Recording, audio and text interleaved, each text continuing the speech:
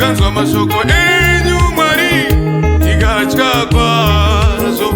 Simudzai basa renyu pakati pamakore, rizivise ivo pakati pamakore. Pakutsamwa kwenyu Mwarimi rangarirai nyasha.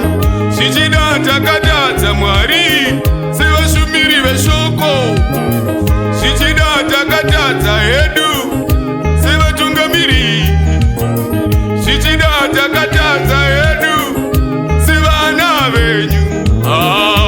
Pakutsamwa kwenyu Mwari rangarirai nyasha.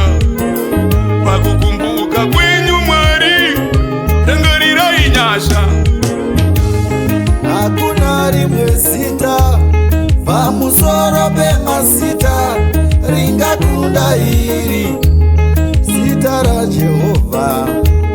Hakuna rimwe zita pamusoro pemazita ringakunda iri, zita raJehovha.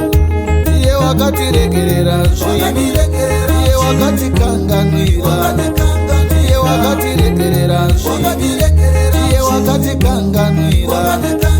Takanga tisingabvumirwe kuti tishumire Mwari, zvaivapo pamurawo, nyasha dzakatite. Tururai nyasha Mwari, tururai nyasha.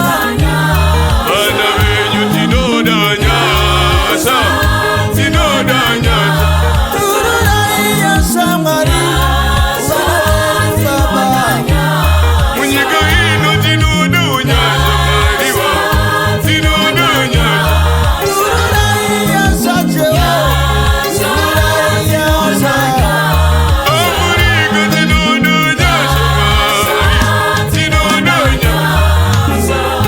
Ndarangarira zuva riye bana Nebukadineza, pamakabvisa nyasha akaswerawo fura semombe.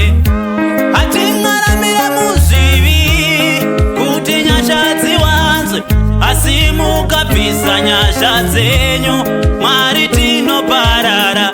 Madiko matipa nyasha, nyika yedu yako